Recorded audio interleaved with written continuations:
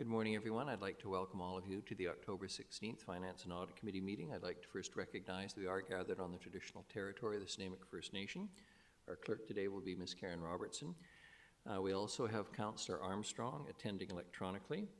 Today's Finance and Audit Committee meeting will be held in accordance with the Community Charter and Council Procedure Bylaw 2018, number 7272. If during the meeting any member of the gallery has a question on a matter that was considered by the committee today, please sign up on the sheet located in the table by the double doors to my left.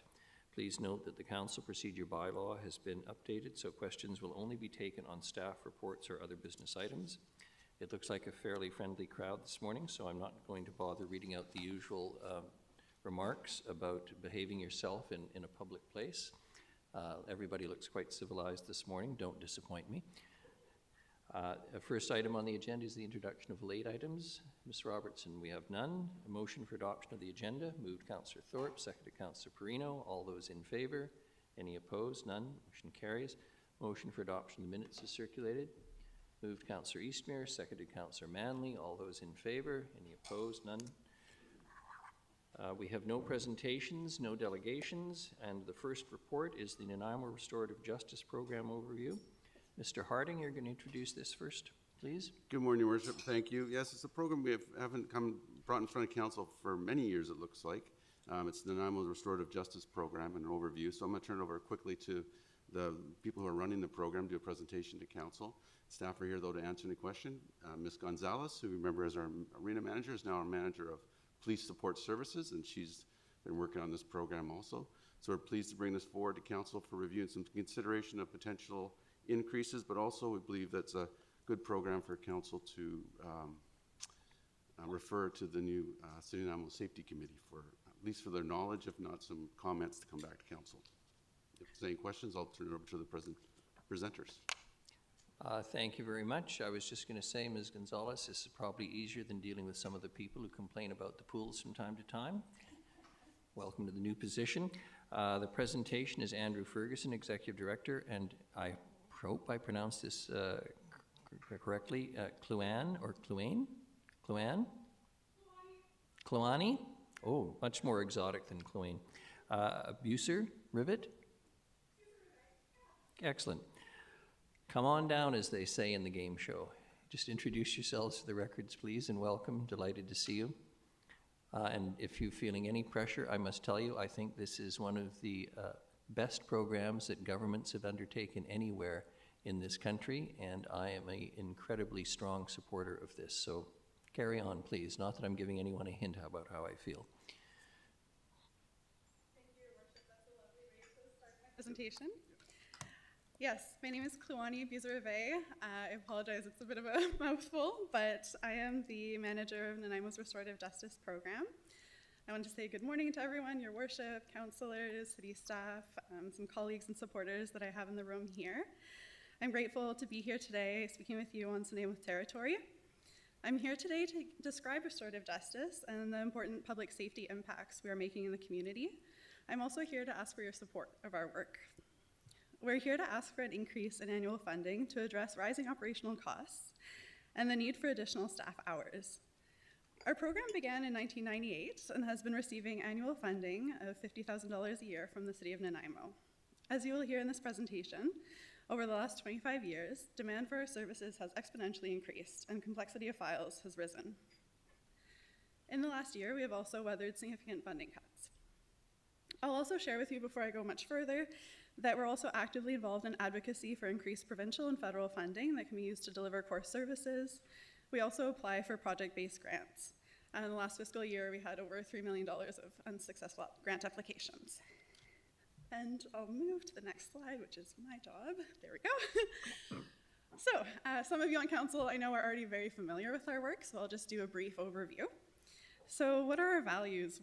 What kind of guides our work? The first one is to offer an opportunity for offenders to take responsibility for their actions and really understand the harm they have caused. The second one is to address root causes of behavior and support offenders to address underlying issues. The third one is to offer victims a space to share impact of crimes on themselves and others and be able to shape the process and outcome, designing solutions that promote repair, reconciliation, and accountability. I'll also do a little bit of myth busting of restorative justice. So the first myth is that restorative justice is only for youth. In actuality, for decades now, we've been working with clients between the age of 8 and 80, and we work with about 50% youth files and 50% adult files. The second myth about restorative justice and perhaps our program is that we only work with minor offenses. As you'll see in the next slide, we actually work with a really broad variety of offenses, including serious and violent ones. And the last one is that restorative justice is only about offender rehabilitation. In actuality, the needs of victims are really kind of core to the work that we do and an important priority. I'll briefly share a bit about our process so you know what that looks like as well. I'll also say, first of all, that our program is offered completely free of charge. There are no costs to the services we offer. We receive referrals, you'll see in a few slides from whom, we determine suitability, and then we conduct a process working with both the victim and the offender separately, exploring accountability, impacts, possible repair.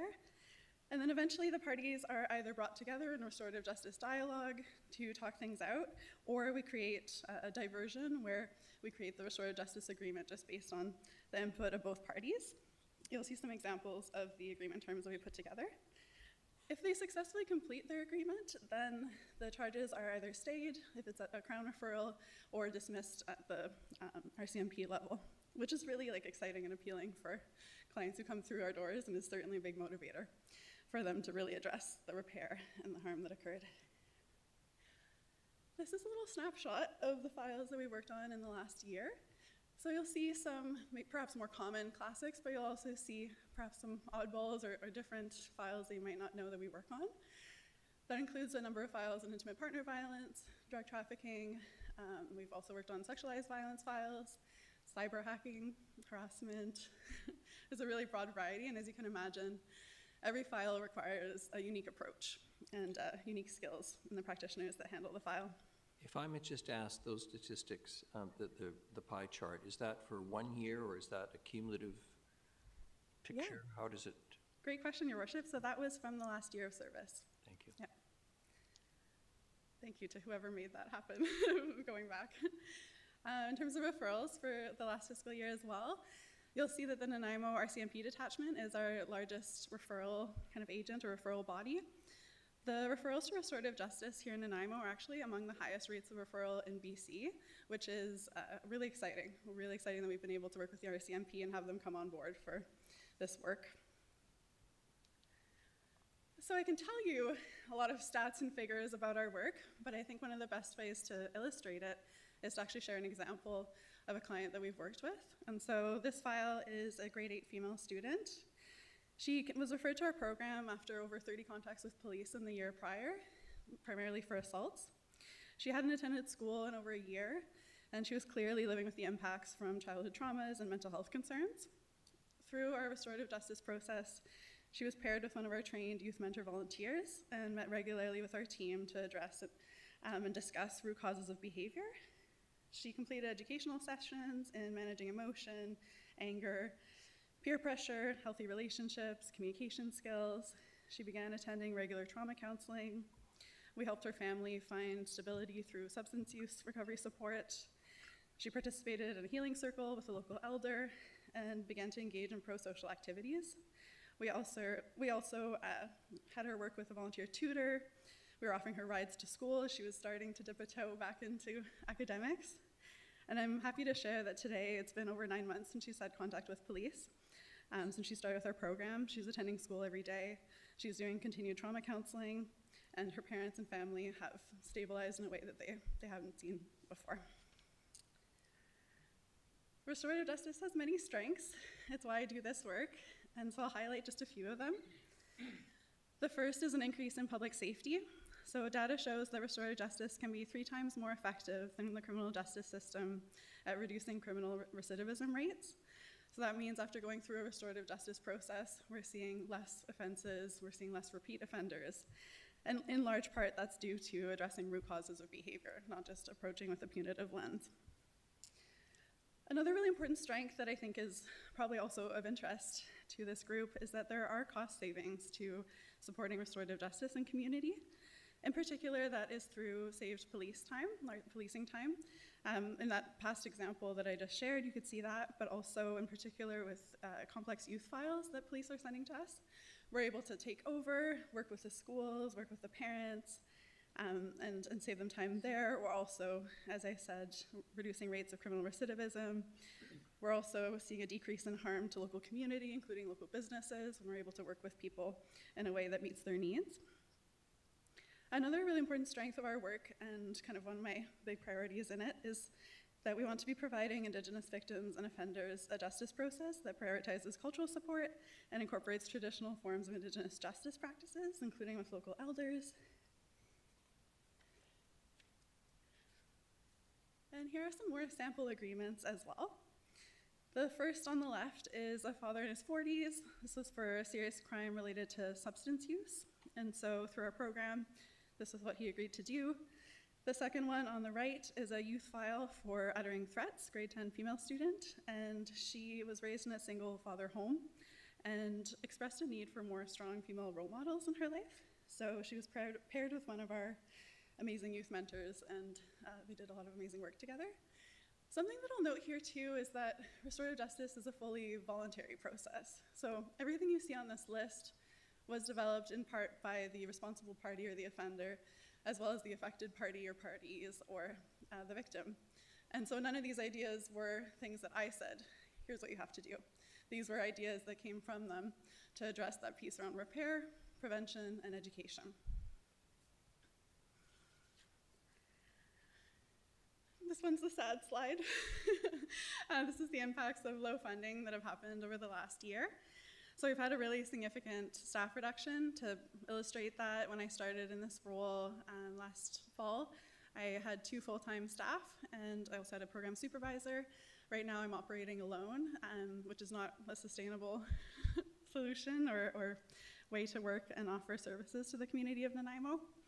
We've also had to take a summer break, take a wait list on files, reduce the amount of complex files we're able to take at one time. And truly, I just want to emphasize that the biggest impact has been to the City of Nanaimo residents who have not been able to access our services. That includes victims of crime, schools, business owners, as well as offenders who were ready to kind of have a second chance to make better choices in the future. What does the community need? So, this is all based on what we've heard from the community itself. The first one is the major one, is that they need us to have the operational capacity to handle all the files that are referred to us, so that all the clients that are interested in restorative justice, victims, offenders, have the option to be able to access our services. We've also had an ask from the local community, including the BC First Nation Justice Council and Namath Nation, to support Indigenous clients in our work. We used to have an Indigenous case manager specifically to address the culturally informed parts of our work. We also have had a lot of success with our youth mentorship project. That's where adults in the community are trained to be able to become kind of a safe adult in these youth's lives. Many youth that come to our program don't actually have that already in their life, so that's a really big strength. Another piece is that we've had interest from local schools and the school district to offer training to their administrators on restorative principles, as well as a kind of offering in the moment responsive restorative justice practices whenever there's conflict that occurs in the schools themselves. Now to the numbers portion. So you'll see our current funding at the top there. So that's the $50,000 that we've been receiving for over 20 years. When that number was first put forward, it did have the capacity to offer 1 full-time position. At this time, it's 0.7% or 0.7 of the program manager, that's me. And then you'll see a few other funding models there. You'll notice that the third funding model is a bit larger than the others. Your eyes do not deceive you. I did that on purpose because I really want to emphasize that option 3 is the one that will bring us closer to a more sustainable level of service to the community of Nanaimo. It would offer 2 permanent positions for our program, which means that even if the grant landscape is fickle, we still are able to offer service to this community in a consistent way. To provide context as well, that number was developed in looking at comparable communities to the north and south of us, as well as on the mainland, to see how much their cities are offering their restorative justice programs to ensure they're able to keep running. I'll also provide a brief comparison to the City of Victoria Restorative Justice Program. So they have about the same amount of files as we do. They're managed by 5 staff and 80 volunteers.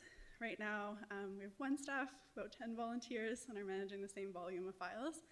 And so ideally, we're wanting to get to that place where we're able to offer really fulsome services and have a full staff team to meet the need of the community. These are some of our supporters, some folks who wanted to demonstrate their support for this application for increased funding. And I'll go quickly through because I'm going to show you some of our letters of support. And I'm noticing I don't have a timekeeper, so I'm going to maybe go for a few more minutes. You're a presentation, so you're not limited to 5 minutes. Pardon? You're a presentation, so you're not limited to 5 minutes. Oh, okay. No, I'm not encouraging you to go for an hour either. Oh, I'm just getting started. Great, okay. I'm getting towards the end of my slides, and we're both super happy to answer any questions or respond to any comments afterwards as well. So I'll briefly speak to our letters of support. You'll see that there's some here from a number of RCMP folks, as well as the school district, the Public Prosecution Service of Canada, the BC First Nations Justice Council, as well as the local Multicultural Society. The first letter that I'll quote is from Sergeant Michael Carey, who is the Indigenous Policing Advisor for Vancouver Island. He also says that as the RCMP Indigenous Policing Services Advisor and a former Nanaimo Indigenous Policing member, I have direct experience in the highly valuable contributions and impact of this program with both the Snuneymuxw and Snawas First Nation communities. Restorative justice reduces the recidivism rates of offenders and provides a culturally appropriate, meaningful, and holistic outcome for the families and community impacted by crime.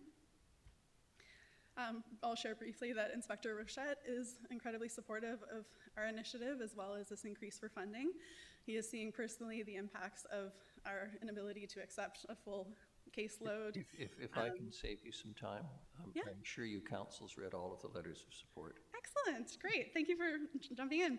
I'll let you know then that I'm moving towards the end or my conclusion. So I thought I would just end actually on a bit of a personal note. I came to this work as someone who grew up within a family that had a lot of contact with the criminal justice system. And then I kind of thought that was the only way to handle conflict or harm within a community. And about 10 years ago, I had a friend go through a restorative justice process, and I was one of her supporters. And it kind of blew my mind. I was like, wait, there's another way to do this. And so after having kind of a front row seat to seeing how destructive criminal justice approaches can be to communities and families, I felt incredibly motivated to offer these services and this work to the community. And I've been doing this work for about a decade now. And I know our current funding model is not sustainable for the level of service we want to be providing the community. We really need sustained core funding to offer that kind of consistency. And doing presentations is a learning edge for me. I feel very comfortable going into high conflict mediations and working with violent offenders and everything like that. And so I apologize that my voice has been shaking a little bit, but I just want to thank you all for your time and say that I'm available to continue this discussion now with any questions or comments, but I'm also always happy to meet for coffee or meet in the community and tell you more about our services. Thank you very much. I've already got a couple of council members, 3, 4.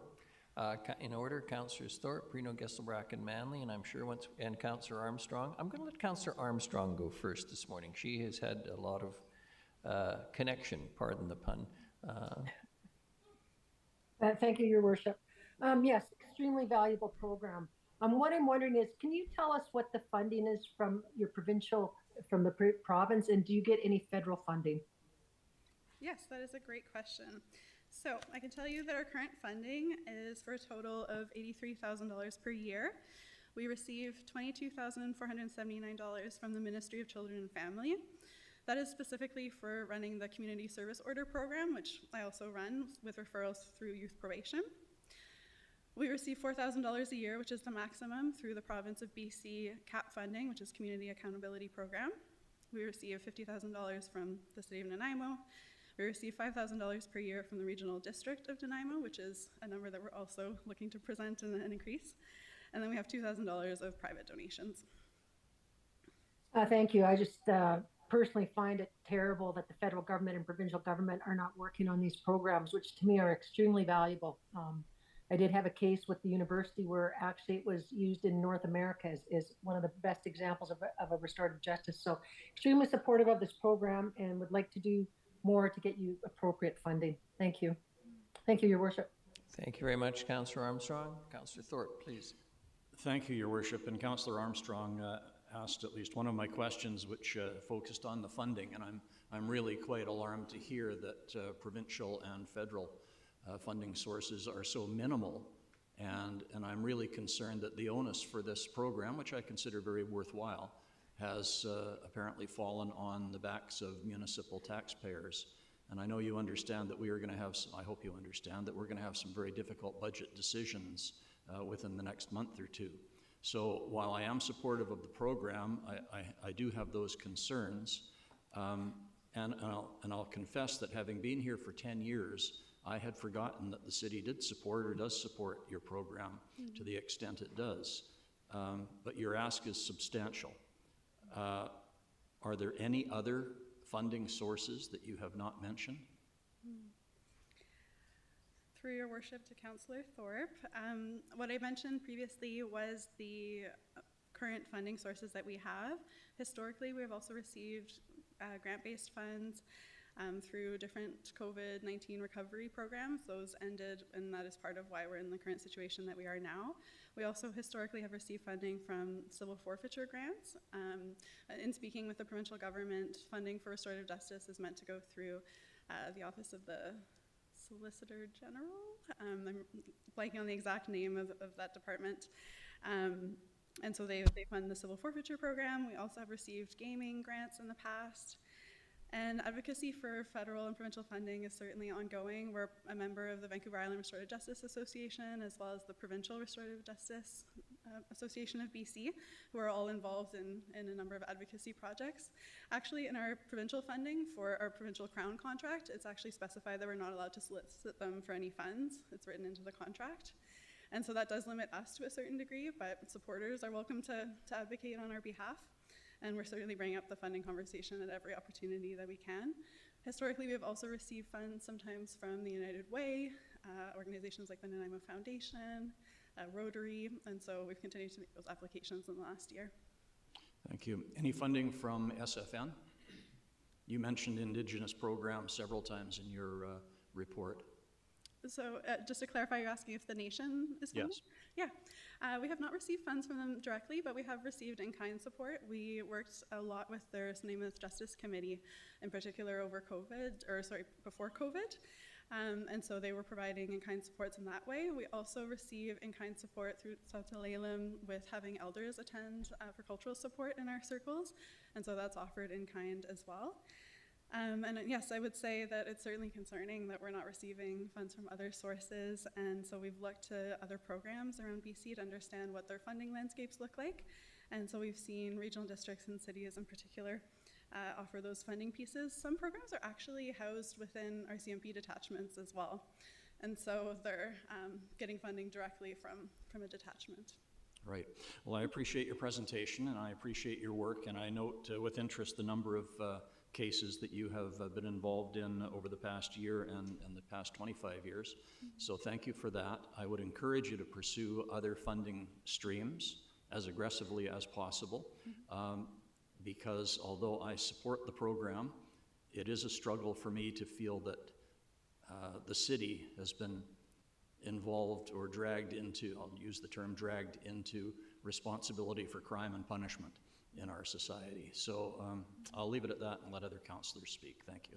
Thank you. Councillor Perino. Thank you, Your Worship. I have 3 questions. And part of mine actually is part of what Councillor Thorpe has said. Actually, a part of the report that we got is the Nanaimo Restorative Justice Team has applied for over $3 million in unsuccessful grant applications, which shocked me. So any of the letters that I did not see any funding proposal from any of them, is that correct? Some of those letters were in support of funding applications we had written in the past. Okay, okay. My next question is, have you been to this council table before since 1998 to ask for more funds, or is this only the second time that you've that your, sorry, not you, because I know you haven't been there that long, but has your organization come to this table before? Yeah, I can speak a little bit to Yeah. that. I know that some of my predecessors as executive directors have come, I think, to council to speak to the restorative justice program. I'm not sure if they were part of specific asks for additional funding, but I believe John Horn has come and spoken about restorative justice. Yes. And that's, to my recollection, both of us are fairly new to our roles, but yeah, I think that happened, I think, last year or the year preceding, but I'm not sure historically if there's any other sort of moves Come into towards- past. Yeah, Yes. if anyone's come by. I just find it shocking that, what are we, 25 years later, 26 years later, and no one has come, or there's been no funding increase. I find that shocking. There needs to be a level of, because, my next question is, you're operating alone. What's going to happen if you don't get funding? Through your worship to Councillor Perino, we have had some really hard conversations as a program in the last year. Certainly it's been a question of, is this sustainable to continue? And my decision at this point is that I'm gonna give it my all, working alone in a very unsustainable work environment, because I really care about this work and I want it to be available to the community of Nanaimo. Sorry, I don't know why I'm getting a bit emotional. I really do care about this work. But yeah, it has not been easy to keep it going just with one person. Yes. So yeah, there has been thank you. Yeah, a lot of hard moments and a lot of kind of weight to be carried to shoulder this kind of alone lately. But I think I've been so hopeful that we'll see the program stabilize in January or March, and I've kind of been looking forward to that and have been aggressively applying for as many grants as I can get my paws on. Okay. And I will say, I'm a grant writer also by trade, and so I know that our applications have been incredibly strong. We've worked with Name of the Nation, we worked with the Multicultural Society, we worked with the school district, we've written some really strong applications, and every reply that we've gotten back is that there's just been not enough funding based on the amount of applications that have been submitted. And so that's why we're looking to seek that kind of sustainable core funding piece. But yeah, I certainly don't want to see this program leave. But, okay. Yeah. Okay, good. Thank you. And I'll have a question later on, Your Worship, for staff. So thank you. Thank you for the presentation. It was great. Thanks. Thank you. Councillor Gesselbrock, then Councillor Newt. Great. Thank you for the presentation. Yeah, definitely feel pretty frustrated just hearing how much praise there is for the program, what it does. It's an example of an upstream intervention in a time when, the homelessness situation spiraling out of control, drug crisis. Everybody thinks it's great. And yet, in Nanaimo, we've got a 0.7 FTE who's responsible for the grant writing, responsible for advocating for the program. It's a sad state of affairs. So thanks for coming today and speaking to us and bringing this to our attention. My question is, in terms of, I've got a few questions. One is in terms of the referral level from the RCMP, would they refer more if there was more capacity, and is there a requirement for them to be referring to restorative justice programs? That is an excellent question, thank you. So through your worship to Councillor Gesselbrock, yes, it is a top priority on behalf of the RCMP to be engaging with restorative justice, and that's part of their strategic plan for the upcoming 3 to 5 years. And they also have they have quotas that they're meant to be reaching in terms of referrals, and I know the provincial RCMP Restorative Justice Coordinator has been making inquiries of the Nanaimo program, wondering why referrals have gone down in the last few months. And so that is in part because we had to take a summer break where I was laid off so that the program could sustain itself into the fall. And so we took a break from referrals, put everything onto a wait list, and the detachment knows that we're at a low capacity right now, and so we've seen referrals decrease, which again is just sad to think that there's clients and citizens that could be accessing our services that won't be able to. So yeah, numbers have gone down in the last little while, and there is a demand there that we aren't able to meet. Okay, great. Thanks. Another question. Just looking at, you mentioned Victoria has 5 staff. We've got 0.7 staff here in Nanaimo. I'm just curious, like, if we were to be properly resourced and be able to take on like the full demand for services, and what would an ideal or a full staff complement look like to provide the level of service which the demand is asking for? Yeah. I would say that would be ideally a minimum of 4 staff, and so that's 1 program manager, that's 1 Indigenous case manager, 1 general case manager, as well as someone managing special projects, which could include supporting the school district in what they've asked of us to be more engaged at the academic level with them as well in their schools.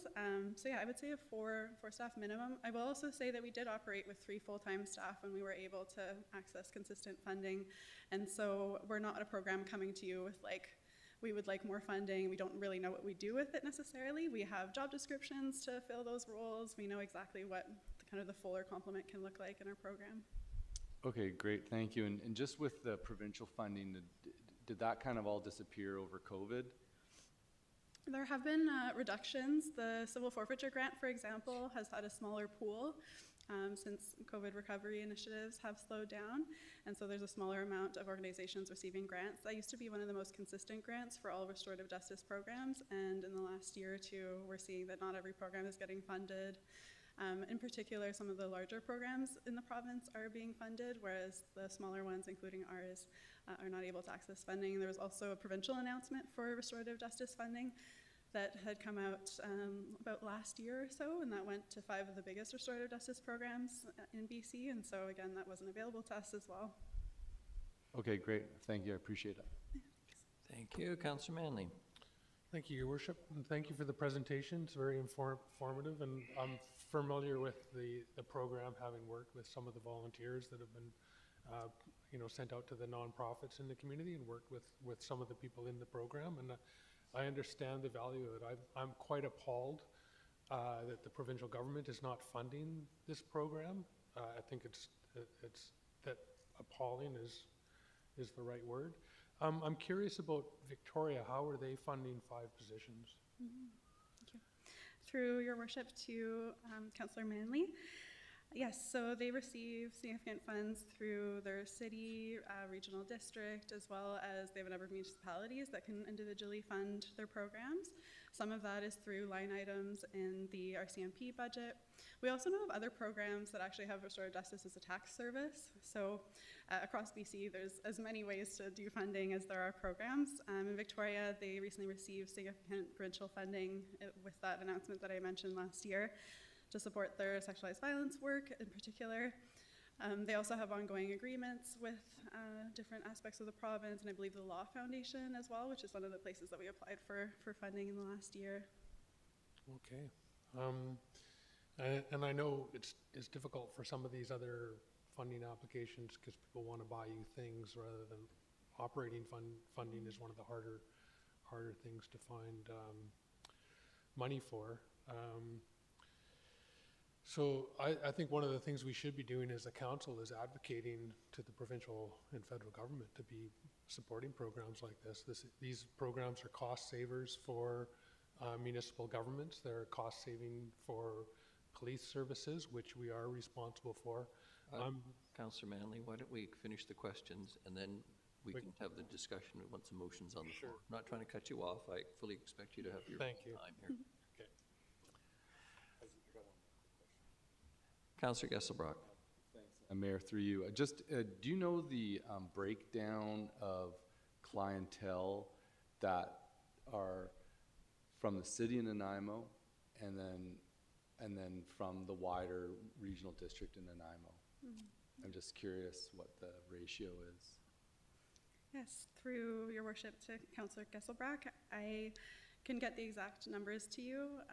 In thinking to our caseload over the last year, I would say 90% would be within the city of Nanaimo core. We occasionally will have a referral from Parksville or Qualicum Beach, but we've only had 2 of those in the last year. Okay, great. That's awesome. Thank you. Thank you. If there's no further questions for the presenters, thank you very much. Please have a seat. Much appreciated this morning. Okay, Councillor Perino, you had a question for staff? I do, Your Worship, thank you. Part of the recommendation by staff is that the Finance and Audit Committee recommend that we refer this report to the future Public Safety Committee meeting. And my struggle is that they're obviously quite desperate to get some funding soon. And I'm furious that they're not getting funding to the level that they need from the provincial government.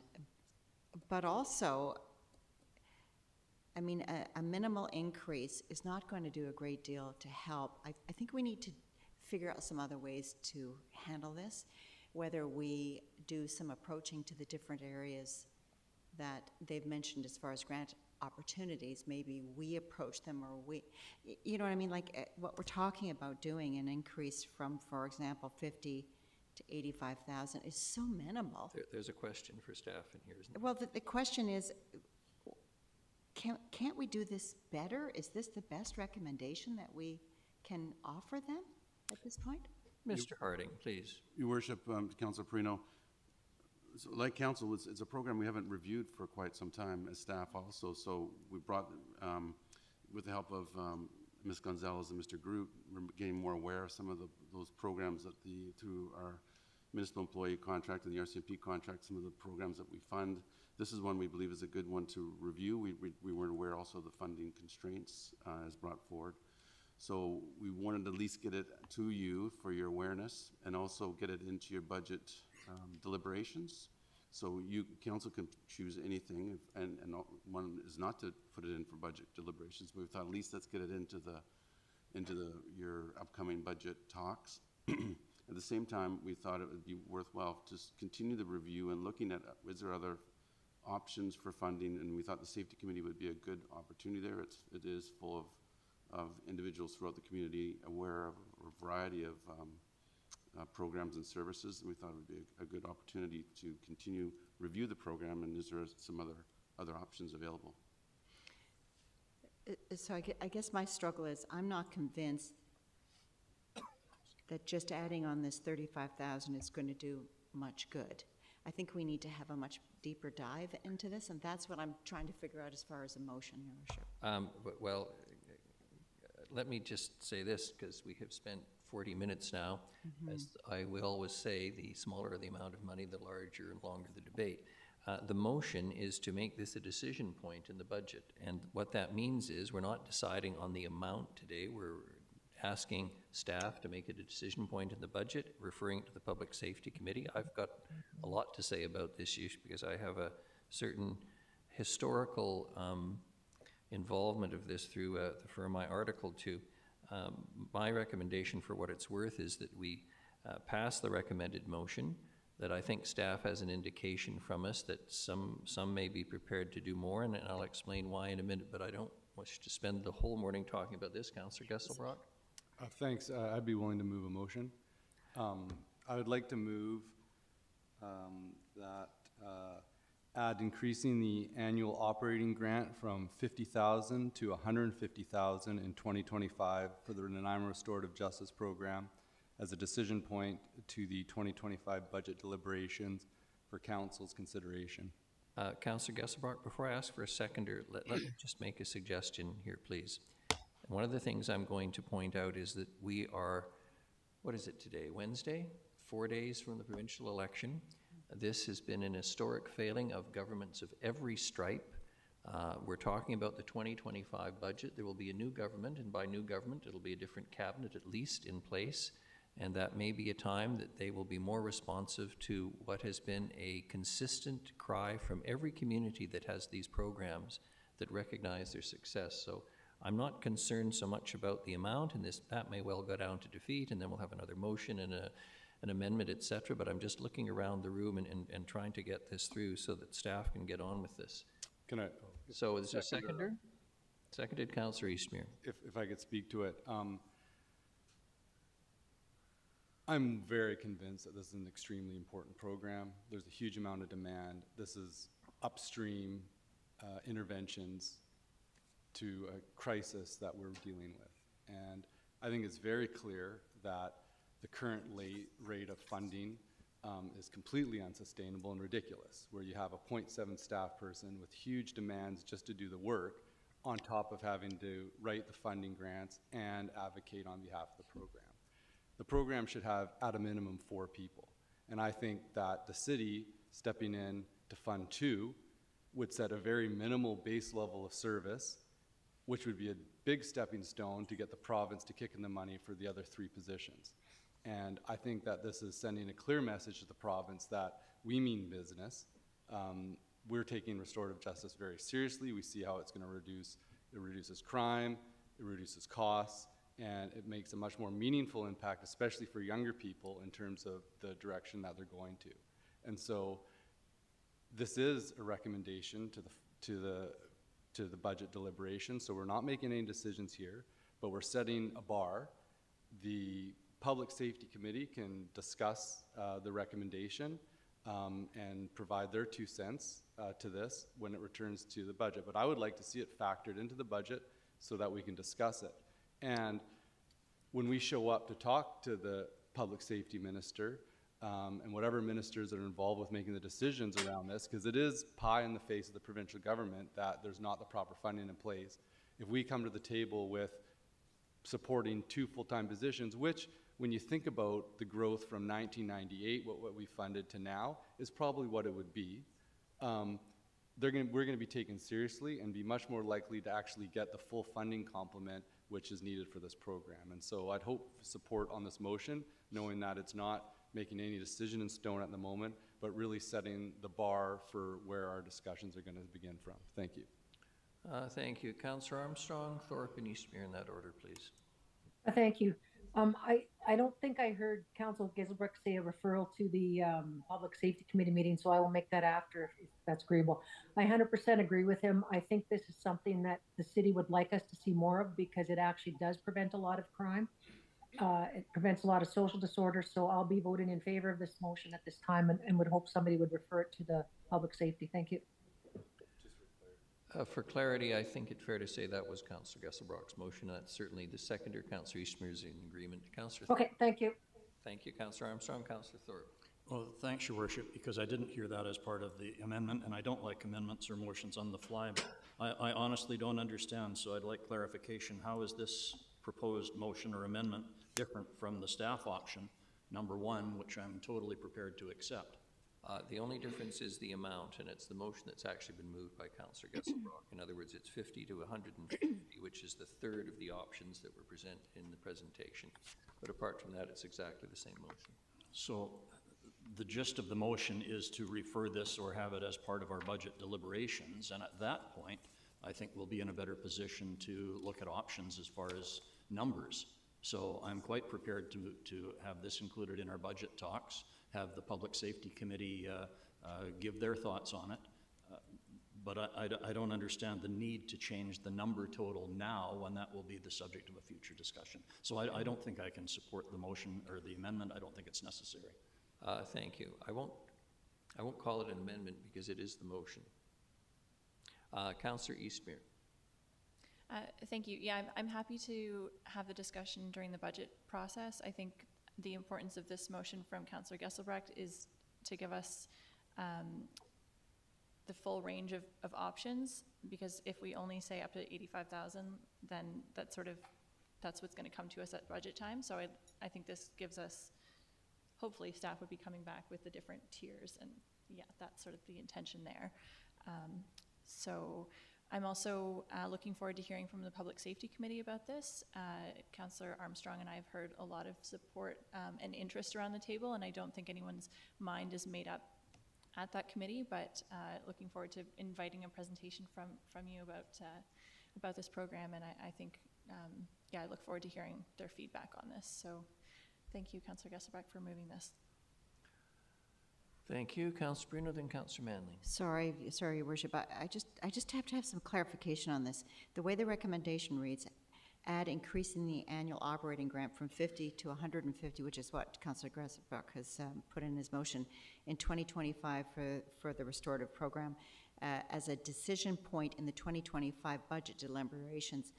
I guess that and then obviously referring it to the public safety. I guess my question is that we need more of a deep dive. Why are we putting a limit or any funding amount in at this point? I'm confused as to why we're doing that. We were recommended originally from 50 to 85. Now we have a motion from 50 to 150. Like, why are we doing this? If we're putting this into budget deliberations, why are we going in this direction? Well, I think we start with staff's basic recommendation at 50 to 100, which is the first option. Councillor Kesselbrock has chosen to move the motion, which is the third option that was recommended. That's really why the amount is. And again, frankly, what is it they say down south? Don't make no never mind to me at all. We're going to be coming back to this as a decision point, assuming this motion or some version passes. And at that point, council may make it, well, I'm joking, council could make it $1 million when it comes back for decision. It's going to go to the Public Safety Committee. Staff will provide further information as Ms. Mercer's nodding sagely, and Ms. Fulla. Staff will come back to us with further information around this when it becomes a decision, if it passes, becomes a decision point during our deliberations. So again, now we're nearly at 50 minutes this morning, and as much as this is very important, I don't want to spend too much time, and I haven't even opened my mouth in any great length yet. Councillor Perino, anything further? No, I just would have liked to have heard staff's, I realize this is taking a long time, but it's quite a chunk of change. So I want to make sure that we're handling this appropriately, because the truth is this group needs $500,000 anyway to operate with a level of 4 people. I mean, let's face it, this is not, and I'm just struggling as to why we've even got an amount in there. That's what's messing me up. If you're starving, even an ounce of bread, one slice of bread beats having the whole loaf if you're not going to get anything. Councillor Manley and then Councillor Gesselbrock, third time. Thank you, Your Worship. I'm not going to go on very long. I'll leave that for you. This is a really important program. I think we're talking about ensuring it's sustainable, and this is a decision point that we can discuss later on when it comes to the budget. I like the idea of putting the bar a little bit higher, because we can talk about cutting back or finding, hopefully staff can find other resources that we can look into and ways to support this program through advocacy, through potentially other grants and other funding opportunities, because this is important and it is a cost saver in the long run. It's much better for society and for community all around. So thank you. Thank you very much. Councillor Gesselbrock. Thank you, Mayor. I just wanted to respond to Councillor Perino's confusion as to the numbers. And so there was 3 requests from the presenter, an increase to 85,000, an increase to 100,000, or an increase to 150,000. And under each one broke down what it would provide. The 150,000 request would provide 1 full-time staff and a second staff at like 85% or something like that. 83%, as a base level operation that would be potentially funded by the city. So that's setting the bar for what we're going to be discussing at budget. So when budget comes back, we'll probably get a slide, and there'll be recommendations from the committee, the Public Safety Committee as well. But there'll be a slide that will say, this is the budget implication if you funded at $150,000, and there probably would be other options potentially. Why we chose that is that it sounded very clear that the level of service demand for this operation would require 4 to 5 staff to actually provide the service that are required in Nanaimo. That's what it is in Victoria.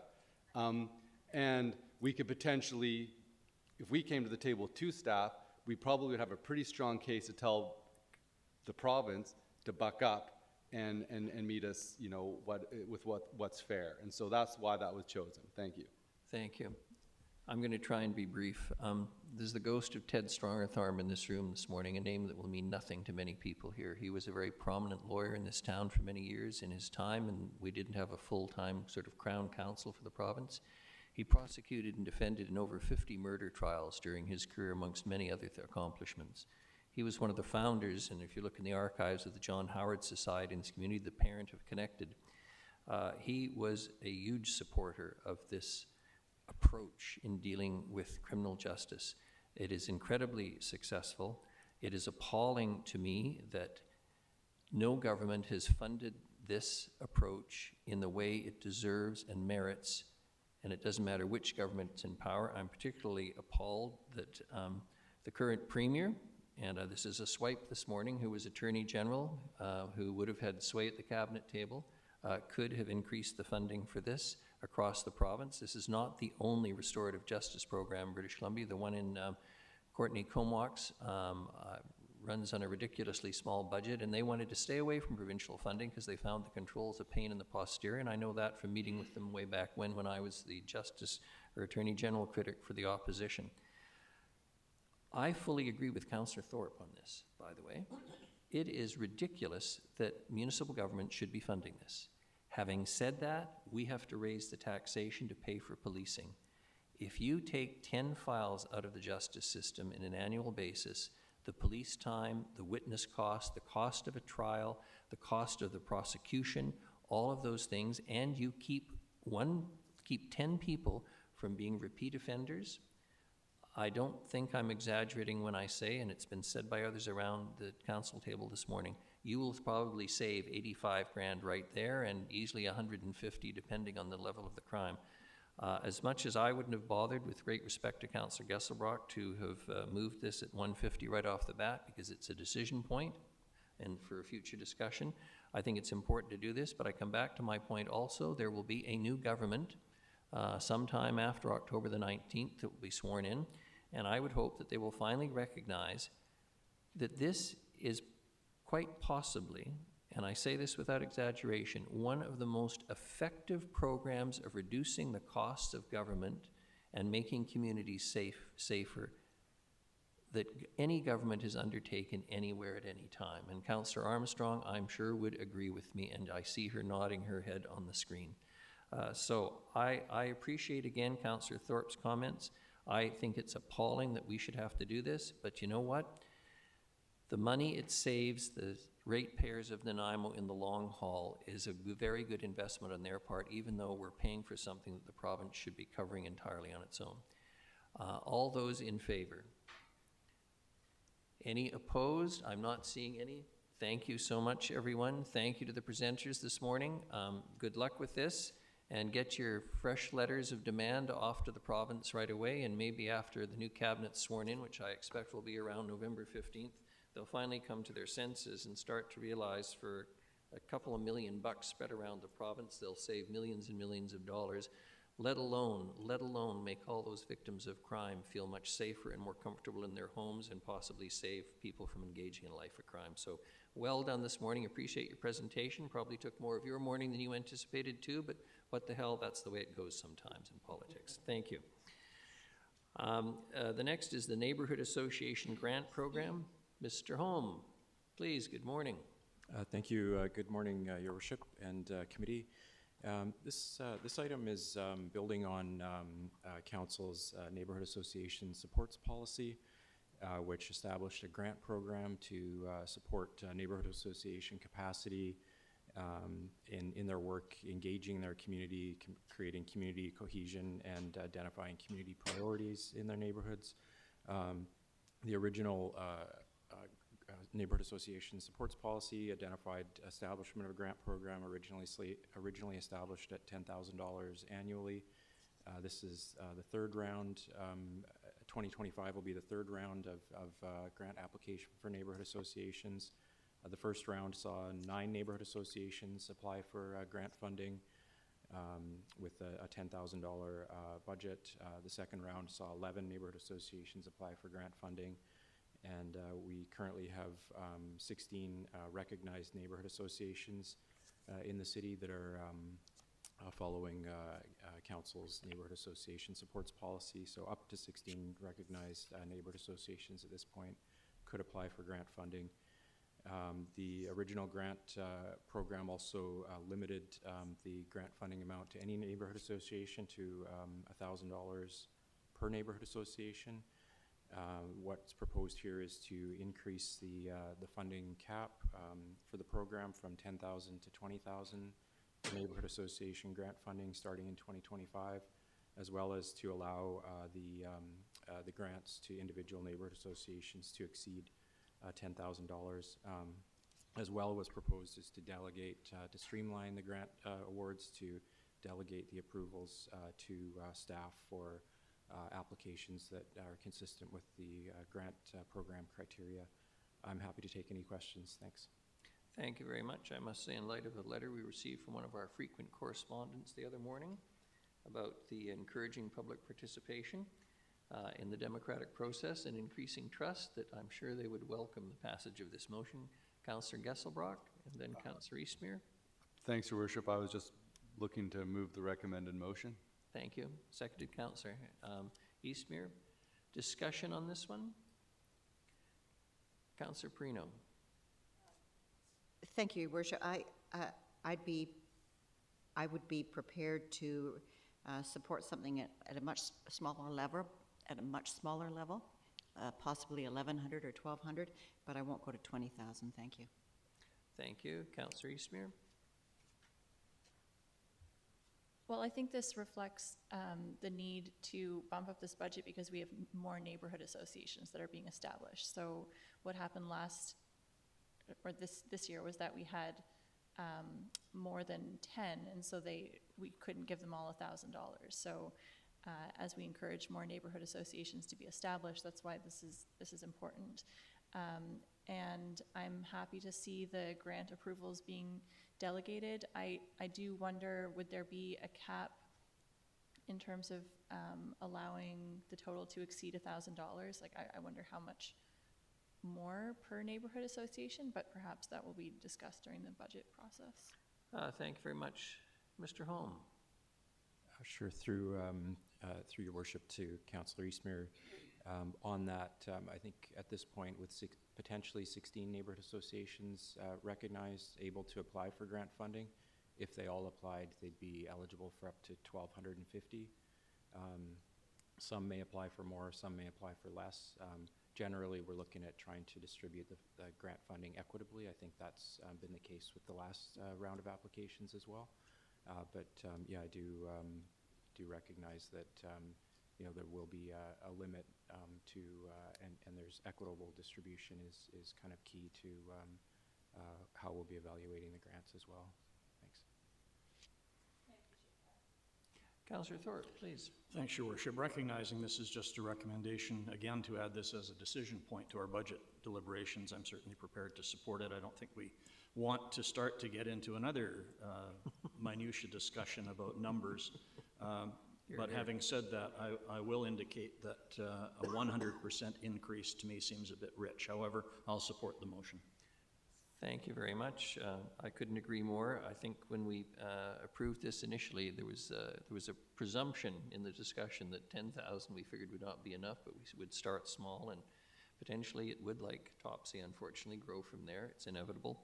But I do think, and I was being slightly cheeky when I made my remarks earlier, it is a way to involve the citizens of the community in a way that I think, obviously, given the growth of the program, so to speak, or the response to this, indicates that it's positively received. And if people feel involved, they're more likely to contribute in a positive way as opposed to a negative way, and we've certainly seen enough of that in the last little while. So, all those in favor? Any opposed? None. Motion carries. Thank you very much, Mr. Holm. The next is the Tourism Nanaimo funding request. Ms. Mercer, please. Good morning. Good morning, Your Worship. So the Tourism Nanaimo is looking for an additional one-time grant funding in 2024 to fund a new sport tourism coordinator position. So Tourism Nanaimo has funding for this position in 2025, but would like to get a head start on filling it, and therefore are asking for additional funds in 2024 only. The estimated cost in 2024 is approximately $29,000 and can be funded by a surplus in the corporate and business development section due to some staff vacancies. Sports tourism is a focus area for both the city through the sport tourism strategy and the integrated action plan, and as well Tourism Nanaimo through the MRDT 5-year strategic business plan that was approved by the province. So that's kind of in a nutshell what they're asking for. I'm happy to answer any questions that you may have regarding this. Thank you very much. Any questions for Ms. Mercer? Not seeing any? Thank you. Councillor Prino moves the recommended motion. Seconded. Councillor Thorpe. Councillor Eastmere.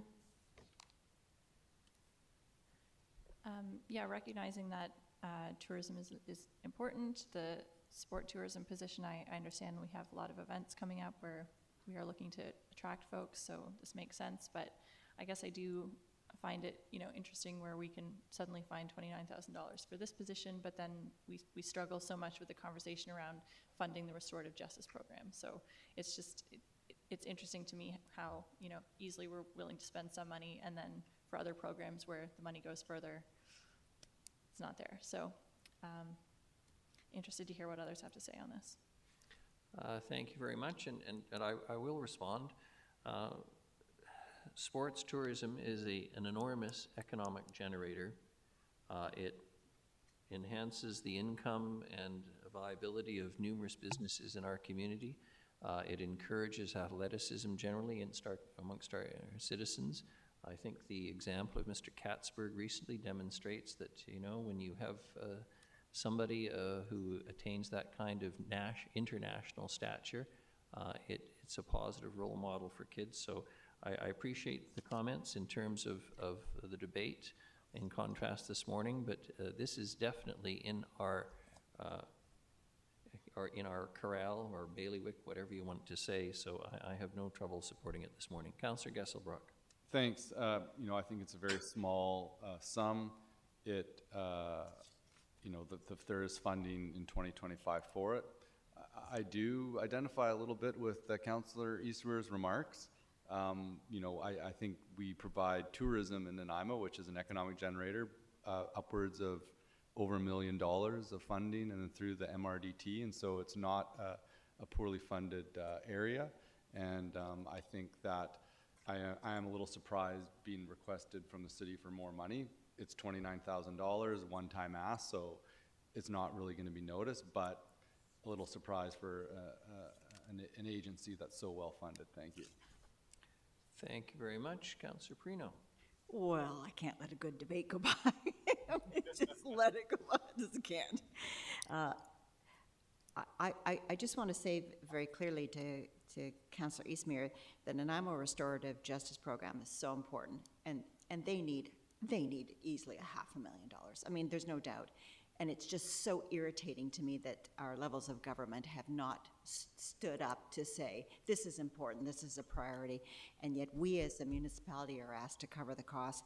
And for us to actually help them the way they need to be helped, we can't really do it. That's it's so depressing for me to just see them struggling and doing such incredibly good work, and yet we can't help them to the level that they truly need because of the provincial government. Having said that, sports in this community is just so important. And of course, we have the senior games coming next September, but the shortfall for the tourism has been waiting for the MRDT funds to come. They need to get this position started because they need to get the work done for next year.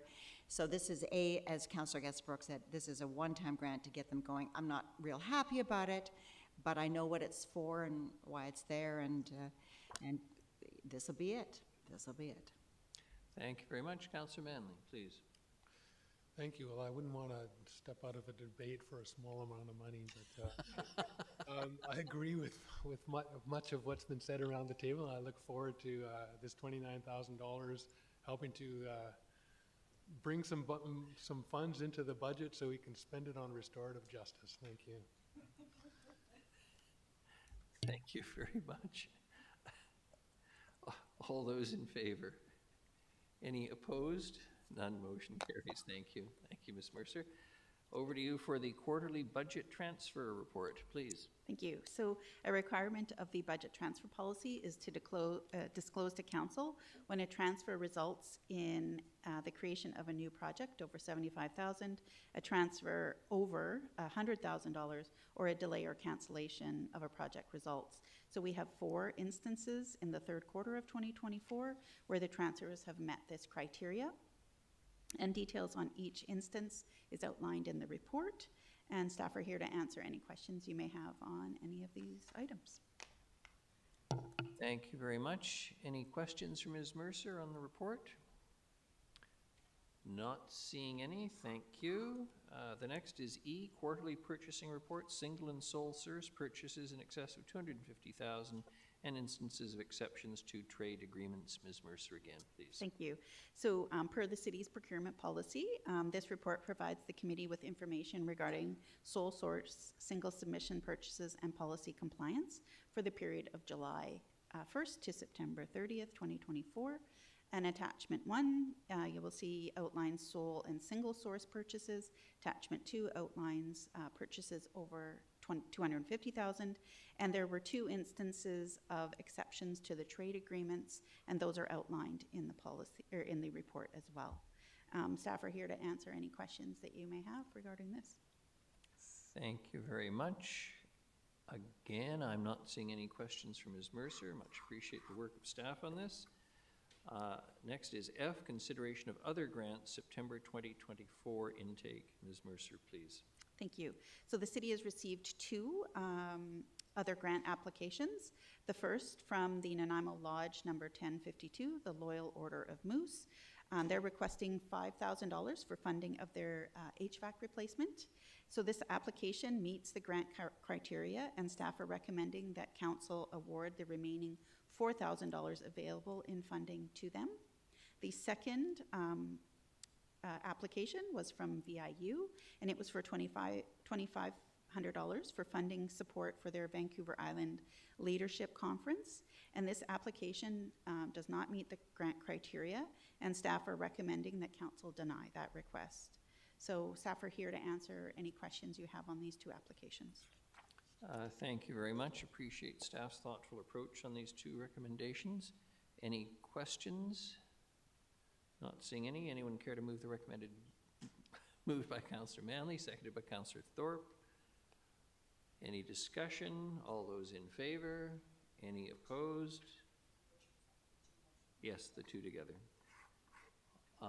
None opposed. Motion carries. Thank you. The next is permissive tax exemption cash grant request. Ms. Mercer again, please. The Connective Support Society Nanaimo has applied for a 2024 permissive tax exemption cash grant for their property at 2630 Labio Road, and their request is for full funding of their property taxes in the amount of $6,357.69. In July of this year, Council approved the updated permissive tax exemption policy, which no longer includes a cash grant program for PTEs. And therefore, the staff recommendation is to deny the request, as it isn't consistent with the current PTE policy. However, as the change in policy didn't happen until halfway through the year, there was still budget available for 2024 in the amount of $1,400. So if council chose to exhaust that fund, there is $1,400 that could go towards that. And we're happy to answer any questions you have on this. Thank you very much. Councillor Eastmere. I would like to move option 2. And that's the $1,400.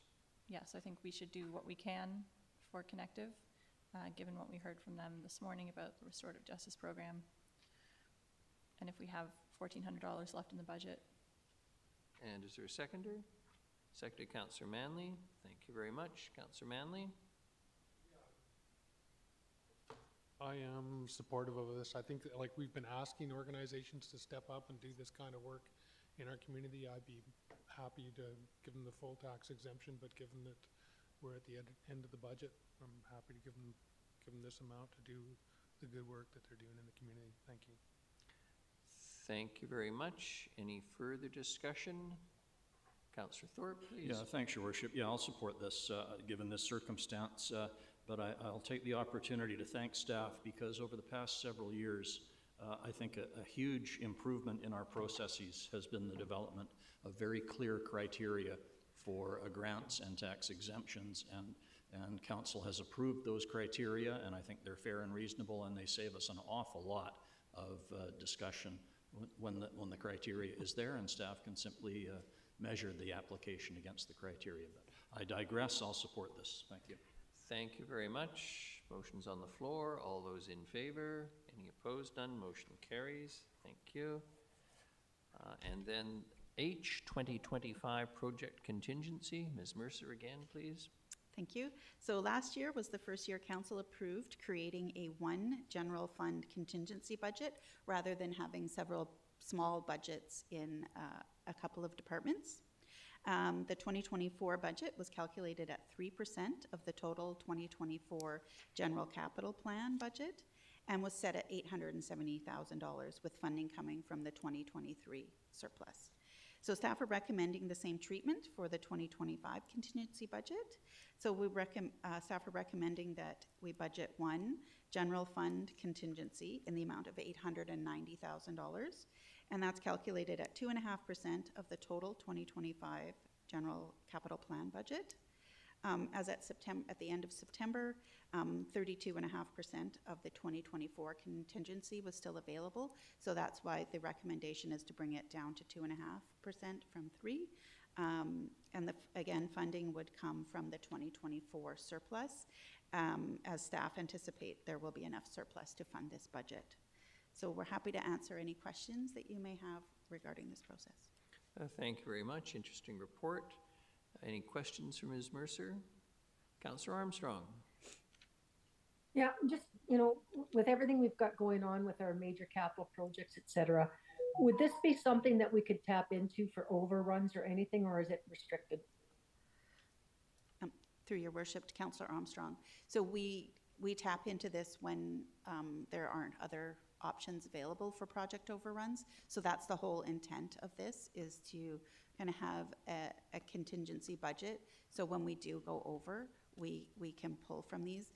However, if the overrun is several $1 million, we need to look at other options.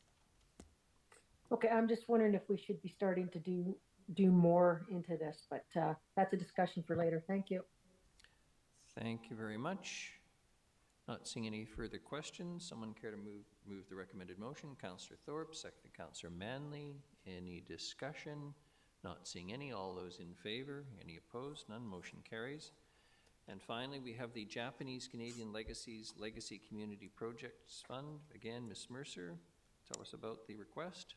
Thank you. So this report is just to advise the committee that the city, with the support from the Seven Potatoes Club, has applied for a grant under the Japanese Canadian Legacy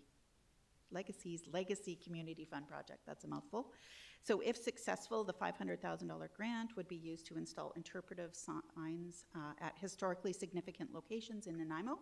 So the intent is to facilitate tangible legacy projects that permanently share or create knowledge and help tell the story of the pre-war, wartime, and post-war experiences of Japanese Canadians from BC. And staff are here to answer any questions you have regarding this grant application. Thank you very much. I'm very pleased to see this go forward. I must say my sister-in-law's family was impacted by decisions taken during the Second World War, so I'm always happy to see the recognition of this historical wrong and injustice that particularly impacted a very successful Japanese community within the city of Nanaimo. Any questions for Ms. Mercer? If not, thank you very much. We have no other business. Council, I just want to say before I ask for a motion for adjournment, some have indicated privately they thought our meetings were going on too long sometimes, so this morning I've attempted to move things along, and I trust I will get feedback. I trust I will get feedback privately from some of you about whether or not you appreciate the more rigorous stance I've tried to take this morning, and hope no one's feelings were hurt. A motion for adjournment. Moved Councillor Eastmere, seconded Councillor Gesselbrock. All those in favor?